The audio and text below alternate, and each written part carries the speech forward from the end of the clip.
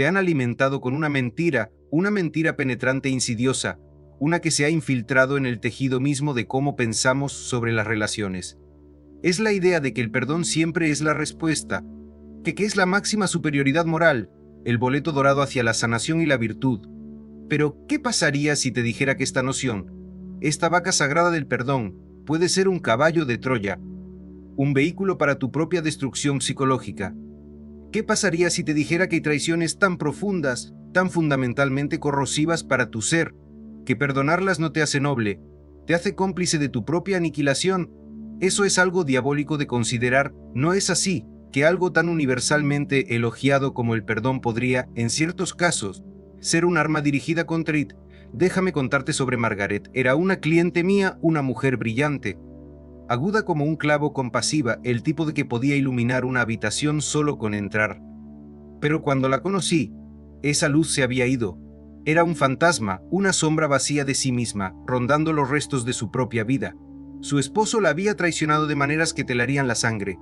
Traiciones sistemáticas, viciosas, no meros deslices, sino una campaña calculada para desmantelar su espíritu. Y Margaret siguió perdonándolo. Había sido adoctrinada, verás, por una cultura obsesionada con la idea de que el perdón es la virtud suprema, una cura para toda herida relacional.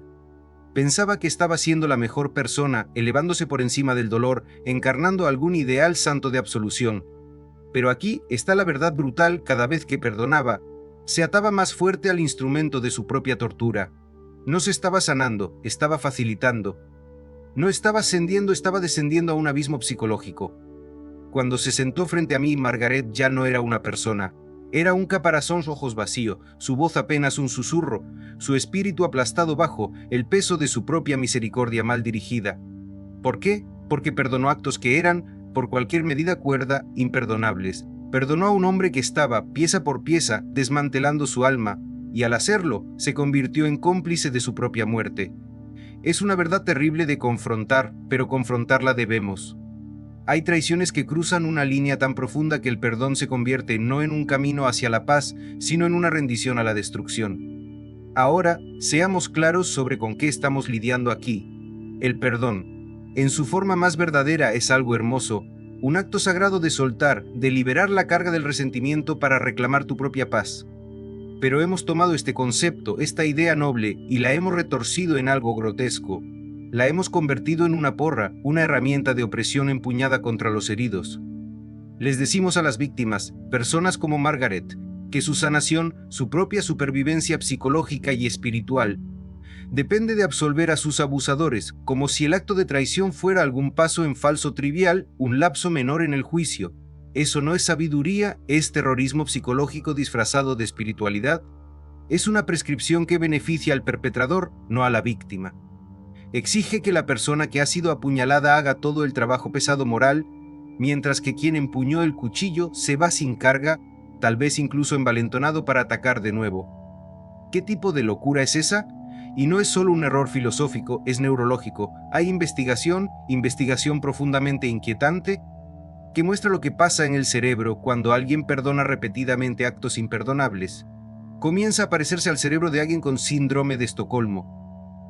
Piensa en eso por un momento. La víctima se vuelve neurológicamente vinculada a su abusador, su mente recableada para racionalizar, incluso proteger la fuente de su agonía. Esto no es algún concepto psicológico abstracto, es una realidad biológica.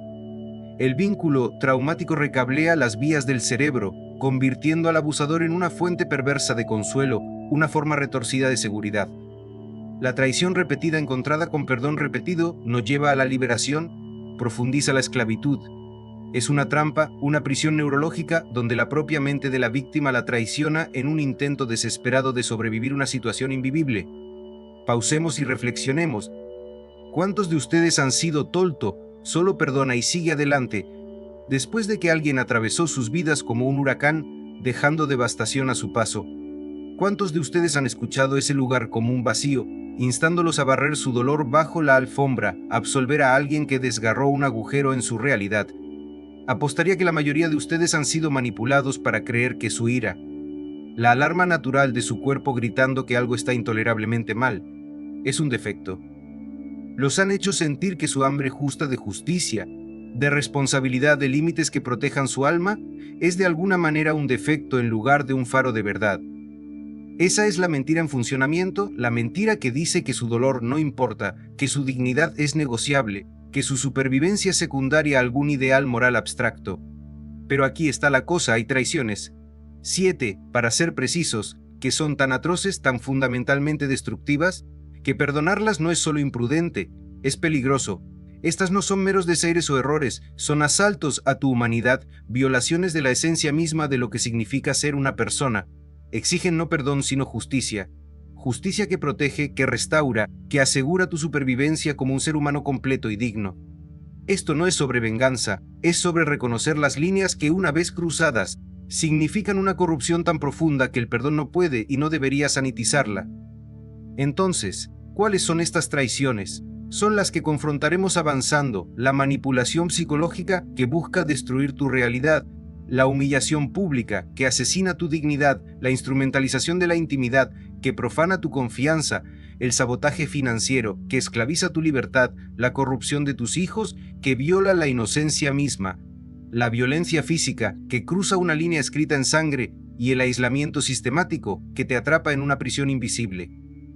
Estos no son errores para ser perdonados, son crímenes contra tu alma, actos que exigen responsabilidad y un compromiso feroz con tu propio valor. El camino hacia adelante no es fácil, pero es necesario. Comienza con reconocer que tu ira, tu perdonar, no es un defecto, es una señal, es tu alma clamando por justicia, por protección, por la preservación de tu humanidad. No perdonas a alguien que trata de destruirte, así como no perdonarías a un fuego por quemar tu casa. Apagas las llamas, reconstruyes y te aseguras de que no vuelva a pasar. Eso no es amargura, eso es sabiduría. Esa es la valentía de decir: valgo más que esto. Entonces, ahora confrontemos la primera de estas traiciones imperdonables de frente, porque si no captas la gravedad de esta, estás navegando la vida sin brújula. Estamos hablando de la manipulación psicológica, el intento deliberado y sistemático de hacerte cuestionar tu propia cordura, de desconectarte del fundamento mismo de tu existencia. Esto no es solo mentir, amigos. Mentir es poca cosa en comparación. Esto es guerra lógica, un asalto calculado al núcleo de tu ser, a tu capacidad de confiar en lo que ves, lo que escuchas, lo que sabes que es verdad. Es un intento de colonizar tu mente, de reescribir el código mismo de tu realidad, y es condenadamente efectivo, porque no solo te lastima, desmantela la base de quién eres. Déjame contarte sobre Thomas. Era un cliente mío, un ingeniero, un hombre de precisión y lógica, el tipo de persona que construía puentes para ganarse la vida, literales y metafóricos. Pero su esposa, durante 5 largos años, libró una campaña tan insidiosa que te haría poner la piel de gallina. Movía sus pertenencias, sus llaves, sus papeles, las herramientas que necesitaba para su trabajo, y luego, con una mirada de preocupación fingida, negaba haberlas tocado. «Oh, Thomas, debes haberlas extraviado otra vez», le decía, su voz goteando lástima. Negaba conversaciones que habían tenido, las cruciales, acuerdos o discusiones, mirándolo con esta confusión condescendiente. «Nunca hablamos de eso, querido. ¿Estás seguro de que te sientes bien?». Incluso dejaba caer insinuaciones sutiles a sus amigos sobre su memoria fallida, plantando semillas de duda sobre su estabilidad mental. Imagina el peso de eso, el zumbido constante y roedor de incertidumbre que inyectó en su vida. Thomas comenzó a cuestionar todo. Cerró la puerta con llave. Esa conversación realmente pasó. Es su memoria, una facultad en la que había confiado toda su carrera. Lo estaba traicionando. Para cuando vino a verme, estaba en un estado de terror silencioso, convencido de que tenía demencia de inicio temprano, que su mente, su mayor activo, se estaba desvaneciendo. Tenía miedo de convertirse en una carga, de perderse completamente. Pero aquí está el golpe: Thomas no estaba perdiendo la cabeza. Su esposa estaba metódica, artísticamente, asesinando su alma, ladrillo por ladrillo minucioso, hasta que él estaba parado en los escombros de su propia certeza. ¿Por qué la manipulación psicológica es tan devastadora? Porque ataca el fundamento mismo de tu existencia, tu capacidad de confiar en tus propias percepciones. Piénsalo, tu realidad está construida sobre lo que ves, escuchas y recuerdas. Es la lente a través de la cual navegas el mundo, el mapa que te evita caerte del borde. Cuando alguien sistemáticamente socava eso, cuando deliberadamente distorsiona tu sentido de lo que es verdad, no solo te están engañando, están tratando de sobreescribir tu conciencia. Están instalando su propio código corrupto en tu mente, convirtiéndote en una marioneta cuyos hilos tiran con cada negación, cada distorsión. Tu mente, que debería ser tu territorio soberano, se convierte en terreno ocupado. Y la peor parte, el manipular a menudo hace esto con un comportamiento calmado y seguro, haciendo que su versión de la realidad parezca tan plausible que empiezas a creer que tú eres el que es irracional, inestable. O lo quiera loco, la manipulación psicológica es como el envenenamiento por monóxido de carbono de la psique. Es invisible, gradual y a menudo pasa desapercibida hasta que estás jadeando por aire. No hay moretones visibles. No hay señales evidentes de ataque para reunir a otros en tu defensa. Es una niebla lenta y rastrera que se filtra en cada rincón de tu ser. Para cuando te das cuenta de que algo está mal, ya estás medio muerto psicológicamente. Tu confianza está destrozada, tu intuición silenciada, tu capacidad de hacer juicios sólidos paralizada. Estás a la deriva cuestionando la esencia misma de quién eres. Y el manipulador, están ahí parados, tal vez incluso fingiendo preocupación por el caos que han causado, todo mientras aprietan su control sobre tu realidad. Es una muerte lenta, un asesinato psicológico. La ciencia respalda esto y es escalofriante. Estudios sobre abuso psicológico, como los en el Journal of Emotional Abuse, muestran que la manipulación psicológica desencadena un estado de disonancia cognitiva tan severa que puede imitar síntomas de TEPT.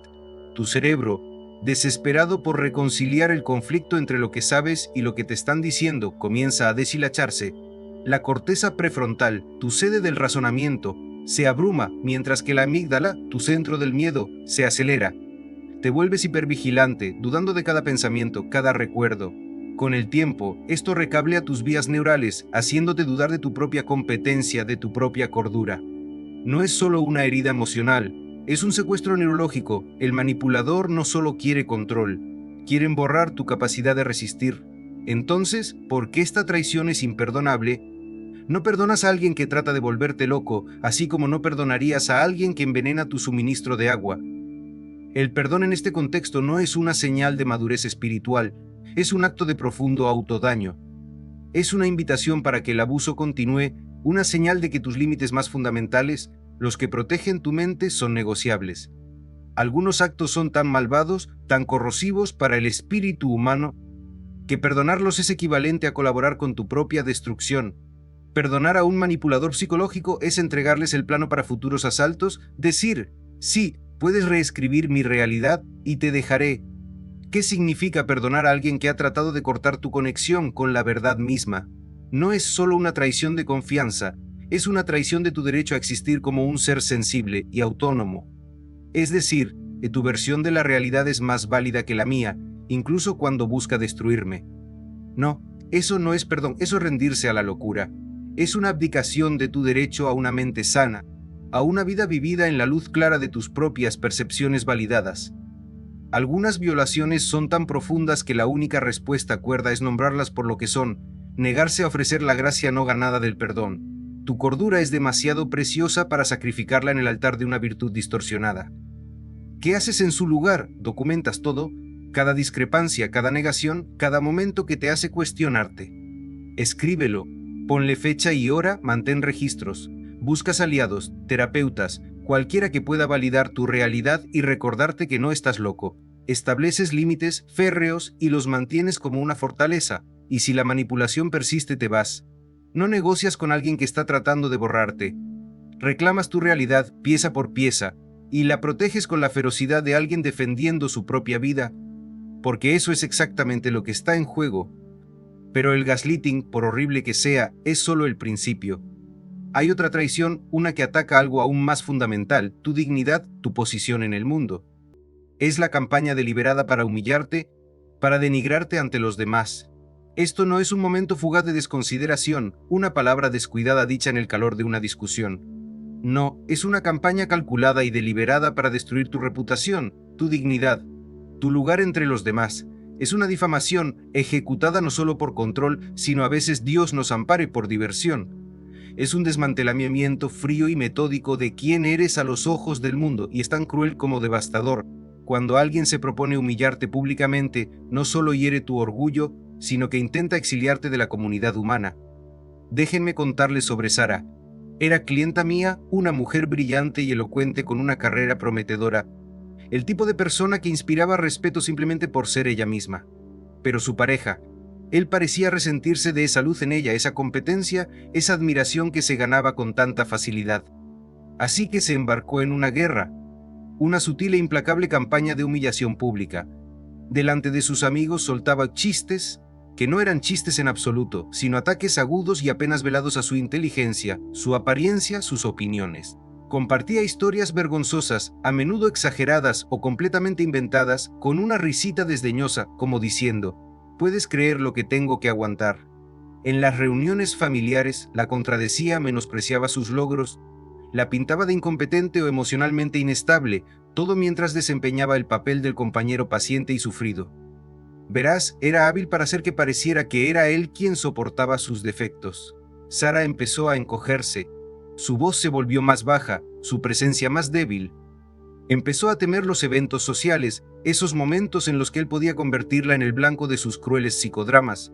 La aislaba, no encerrándola, sino haciéndola tóxica, erosionando su credibilidad y como ante los demás. Afirmaba su dominio empequeñeciéndola, no solo ante sus propios ojos, sino ante los del mundo. No se equivoquen, la humillación pública no es solo vergonzosa, es un asesinato social.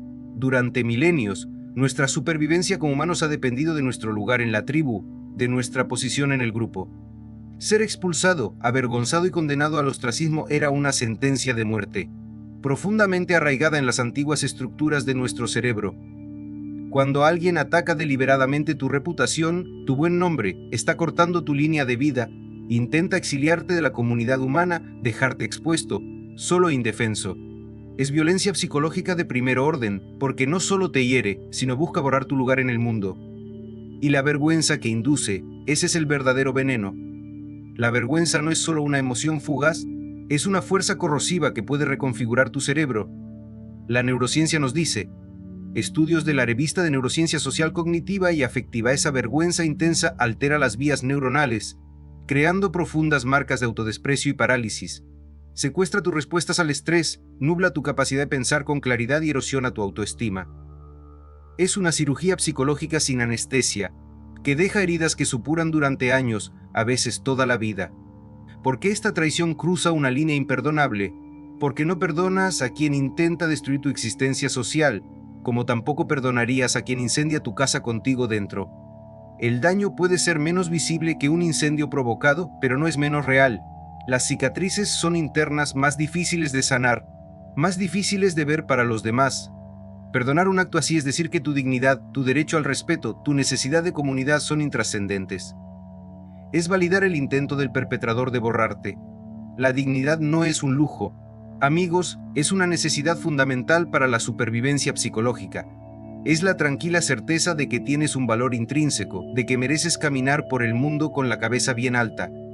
Alguien que sistemáticamente te despoja de eso, que se deleita en empequeñecerte, intenta quebrarte el espíritu, quiere que te derrumbes en tu interior, que te conviertas en una sombra de ti mismo. Perdonar ante eso no es virtuoso, es una capitulación ante las fuerzas que buscan destruirte. Profundicemos, porque no se trata solo de herir sentimientos, sino de poder. El humillador se nutre de la dominación, de la capacidad de menospreciarte mientras se enaltece a sí mismo. No solo te ataca, reescribe la narrativa social para presentarte como el tonto, el fracasado, el que no merece respeto. Y lo mejor, a menudo lo hacen con una sonrisa, una carcajada fingiendo inocencia, lo que dificulta que los lo llamen por su nombre: abuso. Es una actuación, un psicodrama donde tú eres la estrella involuntaria y el público, tus amigos, tu familia, tus colegas es manipulado para que sea cómplice. Se ríen o se dan la vuelta incómodos, pero sin saber por qué. Y tú te quedas con el peso de su juicio, la vergüenza que te han impuesto con engaños. ¿Qué haces entonces cuando te enfrentas a esta traición? Primero, la reconoces por lo que es, un ataque a tu humanidad. No internalizas la vergüenza, la reconoces como suya. Documentas los incidentes, cada comentario sarcástico, cada puya pública, cada momento en que intentaron menospreciarte. Lleva un registro, porque esto evidencia un patrón, no un caso aislado. Segundo, estableces límites. Limitas su acceso a espacios donde pueden usar a la audiencia como arma: reuniones sociales, redes sociales. Si no se puede confiar en que te respeten, no tienen un escenario. Tercero, reconstruyes tu comunidad. Busca a quienes ven tu valor, que validan tu realidad, que te recuerdan que no eres la caricatura que pinta tu abusador.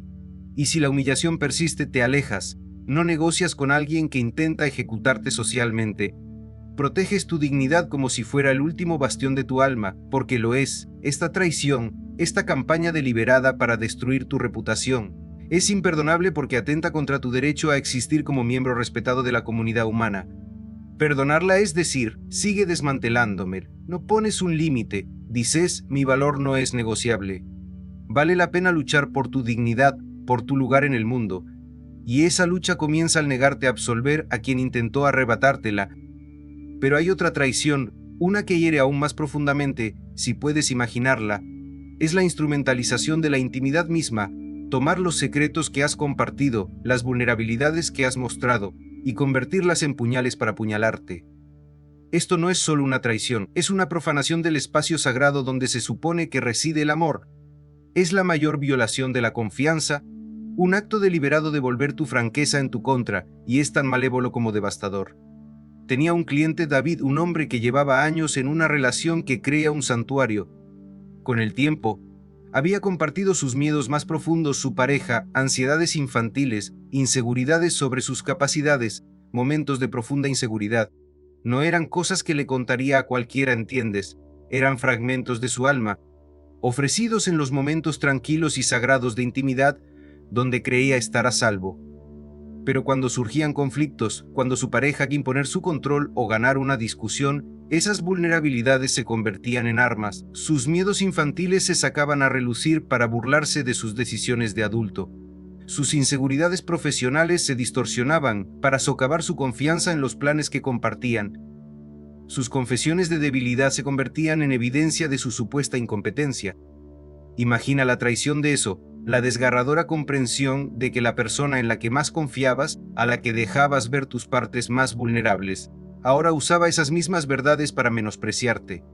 David lo describió como estar emocionalmente desnudo en medio de una tormenta de granizo, sin refugio, y con la persona que más amaba dirigiendo el hielo.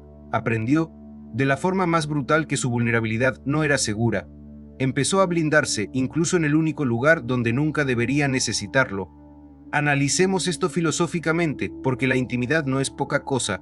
Cuando compartes tu yo más profundo, tus miedos, tu sueño, tus heridas, estás realizando un acto de fe radical. Estás diciendo, o aquí está mi alma indefensa, confío en que no la aplastarás. Es una ofrenda profunda, un intercambio sagrado que yace en la esencia de lo que significa estar en una relación. Cuando alguien toma ese regalo, ese acto de confianza, y lo usa para avergonzarte, controlarte o herirte de la manera más precisa y dolorosa posible, está cometiendo una especie de violación espiritual. No uso ese término a la ligera. Es similar a una forma de violación psicológica, porque profana algo que debería ser inviolable, la santidad de tu mundo interior. Es una traición que no solo te lastima, destroza tu confianza en la posibilidad misma de una conexión segura e íntima. La ciencia lo confirma y es aleccionador. La investigación sobre el trauma de la traición, como los estudios en trauma psicológico, teoría, investigación, práctica y políticas, muestra que el cerebro procesa la traición de una pareja íntima de una manera escalofriantemente similar a la agresión física. Deja que esto penetre.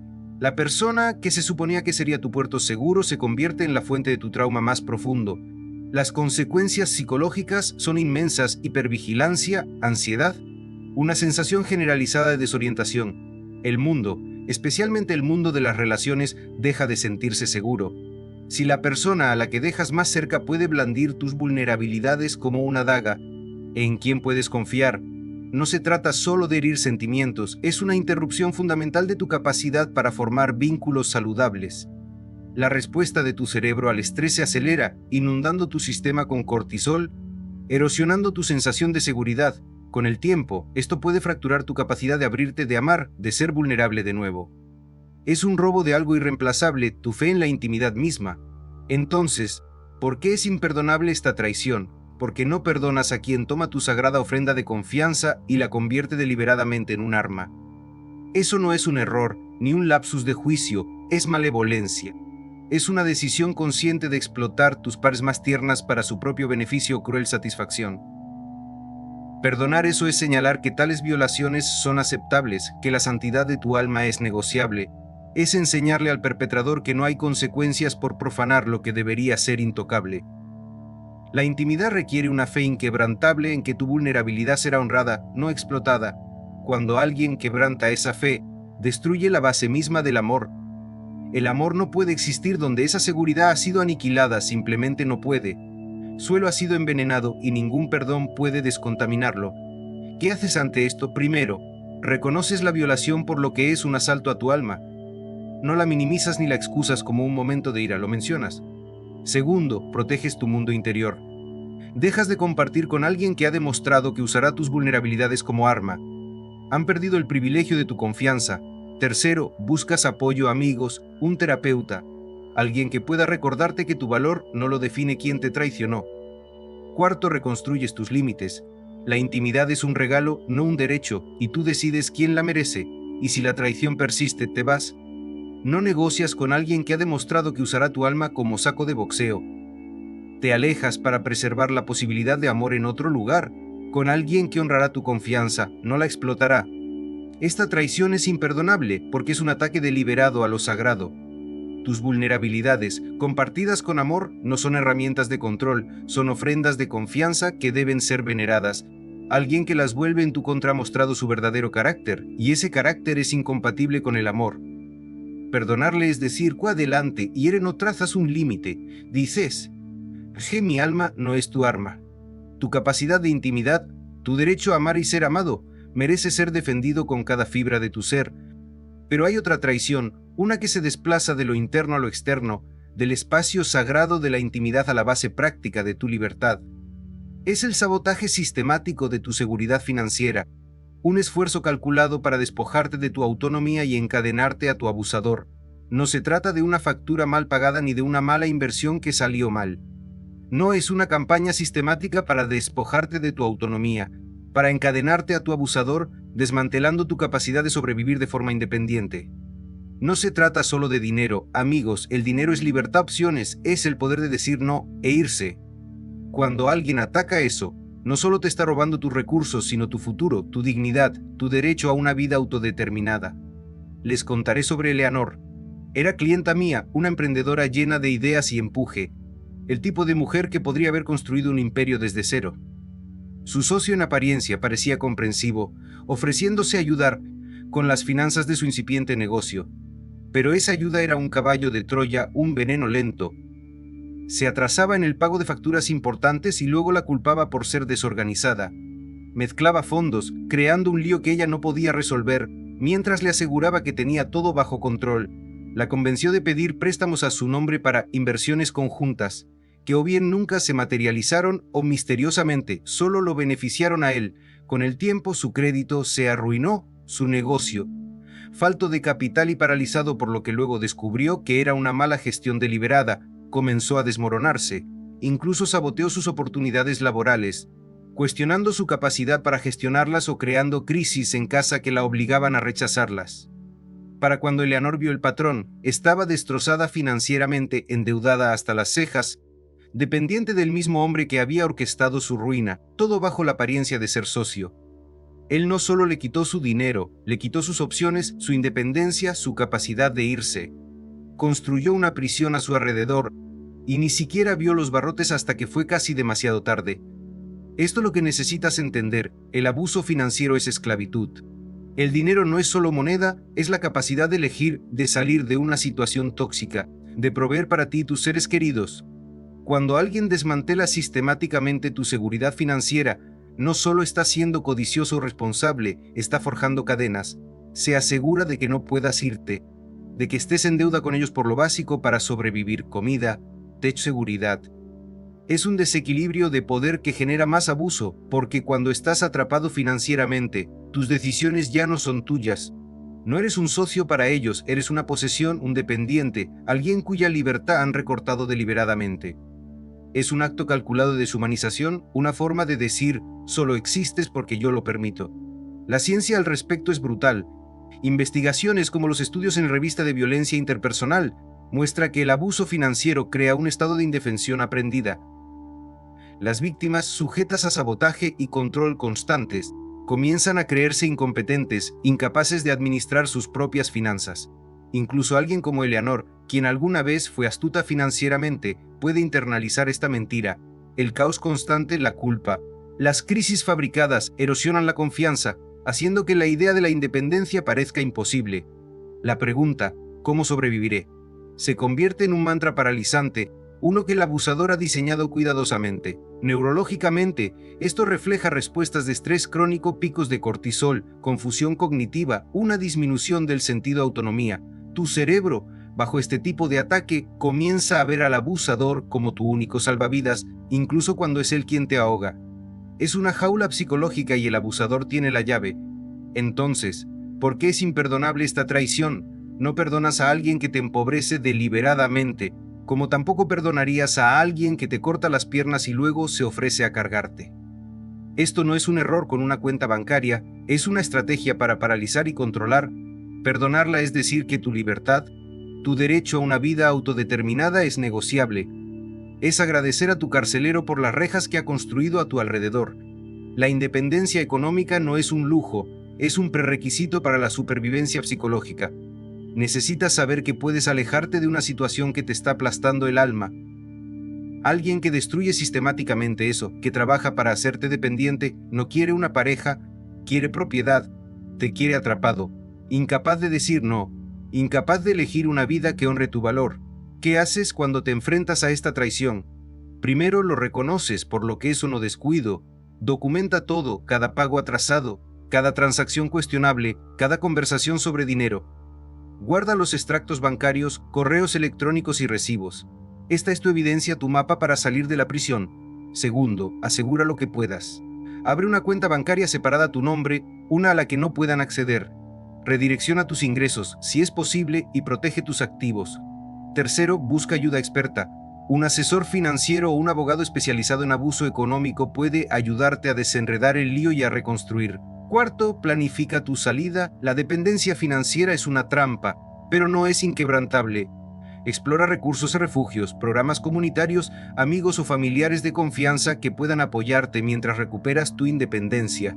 Y finalmente, protege tu mente. Este tipo de abuso erosiona tu confianza. Así que rodéate de personas que te recuerden tu competencia, tu fuerza, tu derecho a la libertad. Esta traición es imperdonable porque atenta contra tu autonomía, contra tu capacidad de vivir como un ser humano libre. Perdonarla es decir, adelante, manténme encadenado. No, dices tú, mi libertad no es negociable. Vale la pena luchar con cada fibra de tu ser por tu capacidad de valerte por ti mismo, de elegir tu camino. No negocias con alguien que intenta esclavizarte, te liberas. Pero hay otra traición, una que hiere aún más profundamente, si puedes comprenderla, porque no solo te ataca a ti, sino a los más vulnerables, a los más sagrados, el futuro encarnado en tus hijos. Es el acto de usar a tus hijos como armas, envenenando sus mentes o exponiéndolos al daño.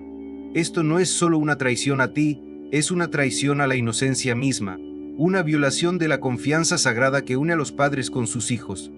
Cuando alguien manipula o pone en peligro a tus hijos para hacerte daño, no solo está cruzando una línea, sino que está profanando la esencia de lo que significa ser humano. Está atacando la esperanza, el potencial, la continuidad misma de la vida. Tenía una clienta, Rachel, una madre devota de 2 niños pequeños. Tras un divorcio amargo, su exmarido emprendió una campaña para alejar a sus hijos de ella. Empezó sutilmente, les susurraba durante las visitas: a tu madre no le importas, está demasiado ocupada con su nueva vida. Con el tiempo, las mentiras se volvieron más oscuras. Inventaba historias de abandono, les decía a los niños que no los quería, que ella era la razón del destrozo de su familia. Los colmaba de regalos mientras la pintaba como la villana, la fuente de su dolor. Rachel vio cómo sus hijos se distanciaban con la mirada cautelosa, los abrazos vacilantes. Empezaron a repetir sus palabras, cuestionando su amor, sus decisiones. Pero no se quedó ahí. Durante los fines de semana que pasaba con ellos, los dejaba con niñeras cuestionables. Personas que no tenían nada que hacer cerca de niños, en entornos que Rachel luego descubrió que eran inseguros, lugares donde había drogas, donde la supervisión era un mito. Cuando ella lo confrontaba, él sonreía con sorna, lo negaba, la llamaba paranoica, mientras reforzaba su control sobre la lealtad de sus hijos. Russell luchaba no solo por su relación con ellos, sino por su seguridad, por sus almas. Estaba siendo borrada como su madre, y ellos estaban siendo corrompidos, todo para servir a su venganza. Los niños no son peones en los conflictos de los adultos, no son armas para ser utilizadas en una guerra de venganza. Filosóficamente, el deber de proteger a los niños es sagrado, está arraigado en todo código moral, en toda sociedad que haya existido. Es un principio fundamental de la humanidad. Protegemos al inocente, cultivamos el futuro. Violarlo es cometer un crimen contra la posibilidad misma de un mundo mejor. Cuando alguien usa a tus hijos para hacerte daño, ya sea alejándolos o exponiéndolos a sufrir, no solo te está atacando a ti, está vandalizando la esperanza encarnada en esas jóvenes vidas. Les están robando su seguridad, su derecho a una infancia sin malicia. Es una forma de profanación moral, un intento deliberado de quebrantar la confianza y la inocencia que los niños necesitan para convertirse en adultos completos y sanos. La ciencia es inequívoca y desgarradora. La investigación sobre la alienación parental, como los estudios en Revista de Psicología Familiar, muestra que los niños manipulados para volverse en contra de sus padres sufren un trauma profundo. Lidian con confusión de identidad, depresión, un sentido fracturado de sí mismos que puede persistir en la edad adulta. Su capacidad de confiar, de formar relaciones saludables, se ve comprometida, a veces irreparablemente, cuando los niños están expuestos a daño físico o psicológico. El daño es aún más grave. La neurociencia revela que la exposición temprana a entornos inseguros altera el desarrollo cerebral, particularmente en la amígdala, el centro del miedo del cerebro. Se vuelve hiperactiva, dejando a los niños en un estado constante de lucha o huida, programados para la ansiedad en lugar de la seguridad. Estos no son conceptos abstractos, son cicatrices neurológicas que moldean cómo un niño ama, cómo vive, cómo ve el mundo. El adulto orquesta esto, que usa a los niños como armas o los expone al peligro, no solo te está traicionando, está destruyendo el futuro que tus hijos merecen. Entonces, ¿por qué es imperdonable esta traición? No se perdona a quien daña a los hijos, como tampoco se perdona a quien envenena el agua. Algunos actos son tan perversos que el perdón se convierte en complicidad. Perdonar a quien manipula a los hijos o los pone en peligro es sancionar la destrucción de la inocencia. Significa decir que su seguridad, su bienestar psicológico, puede sacrificarse por un ideal vacío. No se trata de guardar rencor, sino de reconocer un absoluto moral. La protección de los niños no es negociable. Alguien que cruza esa línea ha revelado un carácter tan fundamentalmente corrupto que ningún remordimiento puede borrarlo. Ha demostrado que está dispuesto a sacrificar a los vulnerables por su propio beneficio, y esa es una verdad que no se puede ignorar. ¿Qué haces cuando te enfrentas a esta traición? Primero, documenta todo, cada conversación, cada incidente, cada señal de alienación o daño. Guarda mensajes de texto, correos electrónicos, notas de profesores o testigos. Este es tu arsenal en los tribunales, donde podrías tener que luchar por la custodia o las órdenes de protección. Segundo, actúa con rapidez. Busca intervención legal de inmediato. Los tribunales de familia, por imperfectos que sean, existen para priorizar la seguridad de los niños. Consulta con un abogado especializado en alienación parental o bienestar infantil. Tercero, lleva a tus hijos a terapia con un profesional especializado en trauma y dinámicas familiares. Necesitan un espacio seguro para procesar la manipulación y reconstruir la confianza. Cuarto, mantente presente en sus vidas, incluso cuando sea doloroso. Preséntate de forma constante, con amor y estabilidad, para contrarrestar el veneno que se les está inculcando. Finalmente, protege tu propia salud mental. Esta lucha es agotadora y no se puede servir de una taza vacía. O apóyate en profesionales o aliados de confianza para mantenerte con los pies en la tierra. La protección de los niños es un deber sagrado. Quien lo viola pierde su derecho a la clemencia. Sus hijos no son solo extensiones de ustedes, son individuos con derecho a la seguridad, el amor y un futuro libre de malicia. Perdonar a quien los usa como armas o los expone a sufrir daño es traicionar ese deber. Es permitir que la corrupción de la inocencia quede sin respuesta. La justicia, no el perdón, es la respuesta. Justicia que protege, restaura y garantiza que quienes más dependen de ustedes no sufran más daño. Pero hay otra traición, una que traspasa una línea tan visceral, tan innegable, que no deja lugar a excusas. Es la violencia física, el momento en que alguien te pone las manos encima con ira, grabando su verdadera naturaleza en tu sangre. En el momento en que alguien te ataca con ira, cruza una línea infranqueable. Escribe con sangre su verdadera naturaleza. La tuya no es un lapsus de juicio, ni un fugaz arrebato de pasión. No es una decisión, una declaración de que su ira supera tu derecho a la seguridad, de que su frustración justifica tu dolor. Es una violación tan visceral, tan innegable, que no exige perdón, sino acción inmediata e inflexible. Tenía una clienta, una mujer brillante llamada Laura, con una carrera exitosa y una mente aguda. Era de esas personas que podían alegrar una sala de juntas, pero en casa vivía una pesadilla. Su esposo la golpeó una vez durante una discusión, solo una vez se dijo a sí misma. Él lloró después, suplicó perdón, juró que no volvería a suceder. Laura, criada con la idea de las segundas oportunidades, lo perdonó. Creyó en sus lágrimas, sus promesas, en la narrativa de que fue un momento de debilidad. Pero esa una vez se convirtió en un patrón. Un empujón se convirtió en una bofetada en un puñetazo, hasta que una noche se encontró en el hospital apenas reconocible para sí misma. Ese único acto de perdón no salvó su matrimonio, lo envalentonó. Le enseñó que su cuerpo, su seguridad eran negociables. Laura casi pagó con su vida por creer que la violencia física podía ser un error puntual. Cuando llegó a mí, era una sombra de sí misma, atormentada por la certeza de que su perdón había sido un trampolín hacia su casi destrucción. Seamos claros, la violencia física no es una pérdida de control, es una elección. Es el momento en que alguien decide que sus emociones son más importantes que tu existencia. La psicología detrás de esto es escalofriante. Estudios, como los del Revista de Violencia Interpersonal, demuestran que los abusadores que recurren a la violencia no actúan impulsivamente, sino que están llevando a cabo un juego de poder deliberado, usando tu cuerpo como lienzo para su control. Y esta es la cruda realidad, la situación siempre se intensifica. El primer golpe es como romper una presa. Una vez que se rompe esa barrera, la inundación se vuelve inevitable. Las disculpas y las promesas no pueden reconstruir esa presa, son solo palabras endebles ante la realidad de un puñetazo. La neurociencia lo respalda, el acto violento reconfigura el cerebro del abusador, reforzando las vías neuronales que vinculan su ira con la acción física. Cada golpe hace que el siguiente sea más fácil, más probable, más natural. No estás lidiando con un error, estás lidiando con una revelación de carácter. Tu cuerpo es territorio sagrado, el mismísimo recipiente de tu existencia. Cuando alguien viola ese santuario, te declara la guerra, no solo a tus emociones o tu dignidad, sino a tu derecho a vivir sin ser molestado. Filosóficamente, esto no es negociable. Tu seguridad física es la base de tu autonomía, capacidad para desenvolverte en el mundo como un ser humano libre. Perdonar a alguien que ha demostrado estar dispuesto a hacerte daño físico es decir que tu cuerpo, tu vida, no tiene valor. No es perdón, es colaborar con el mal.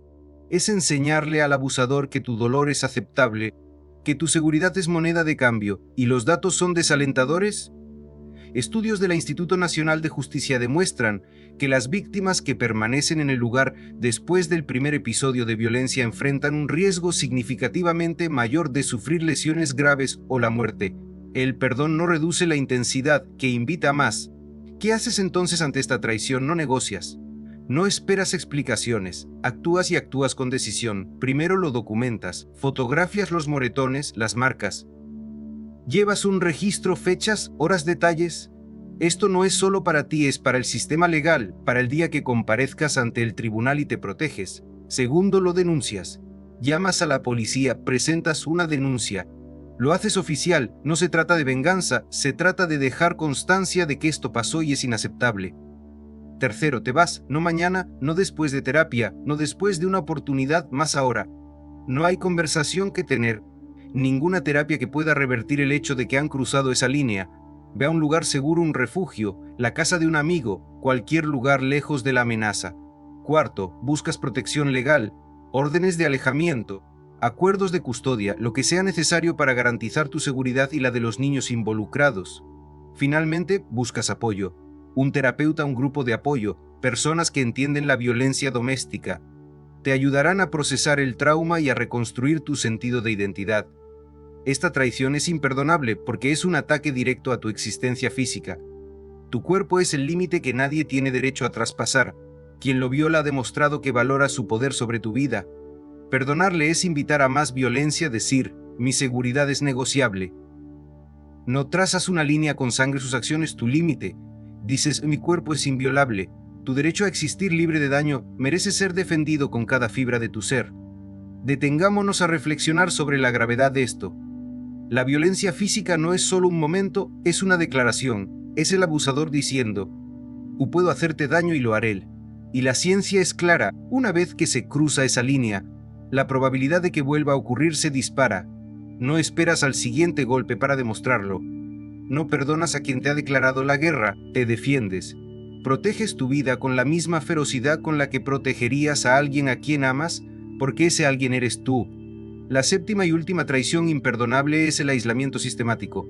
Una campaña deliberada y calculada para separarte de todos los que te aman, dejándote sola con tu abusador. No se trata de celos ni posesividad. Es un secuestro psicológico, un robo de tus conexiones, de tu comunidad, de tu conexión con el mundo. Es una prisión sin muros, donde tu captor se asegura de que no tengas a quien recurrir excepto a él. Una vez trabajé con una clienta, llamémosla Ana. Era una persona vibrante, con un amplio círculo de amigos y una familia muy unida. Su pareja Go veía esos lazos como amenazas. Lenta y metódicamente los fue debilitando, la culpaba por pasar tiempo con sus amigos, alegando que lo descuidaba. Creaba discusiones antes de las reuniones familiares, dejándola demasiado agotada para asistir.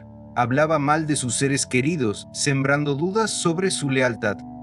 Cuando ella se resistía, él lo enmarcaba como si los hubiera elegido a ellos en lugar de a él, convirtiendo el amor en traición. Con el tiempo, el mundo de Ana se encogió. Sus amigos dejaron de llamar, cansados de sus cancelaciones. La familia se distanció, percibiendo una tensión que no podían identificar. Para cuando se dio cuenta de lo que estaba sucediendo, estaba completamente sola, dependiente de la misma persona que había orquestado su aislamiento. Fue una lección magistral de control, dejándola atrapada en una jaula invisible. El aislamiento no se trata de amor, sino de pertenencia. Los humanos somos criaturas sociales, nuestra supervivencia depende de la conexión. Estudios como los de la Asociación Americana de Psicología muestran que el aislamiento social rivaliza con el tabaco en su impacto en la salud mental y física, elevando el cortisol, erosionando la autoestima y fomentando la desesperación. No es casualidad que el aislamiento sea un castigo en las cárceles, es una tortura. Cuando alguien te aísla sistemáticamente, no te está protegiendo, está desmantelando tu capacidad de resistir, de escapar, de prosperar. Quieren hacerte creer que no eres digno de ser amado, que a nadie más le importas para que te aferres a ellos, tu carcelero disfrazado de salvador. Estas 7 traiciones: manipulación, humillación pública, intimidad instrumentalizada, sabotaje financiero, corrupción infantil, violencia física y aislamiento sistemático, no son simples defectos en las relaciones, son crímenes contra tu humanidad, atentados contra tu derecho a existir como persona libre y digna. El perdón, cuando es apropiado, es hermoso, pero perdonar estos actos no es virtud, es permitir el mal. Es darle a tu abusador las herramientas para herirte de nuevo. La justicia, no la misericordia, es la respuesta. La justicia significa límites, responsabilidad y proteger tu alma con la ferocidad con la que protegerías a alguien a quien amas. Entonces, ¿cuál es el camino a seguir? Documenta todo. Mensajes, correos electrónicos, incidentes. Crea una red de apoyo secreta si es necesario, contactando con aliados de confianza. Protege tus finanzas y bienes para preservar tu independencia. Planifica tu salida meticulosamente, consultando con expertos legales para obtener protección si es necesario.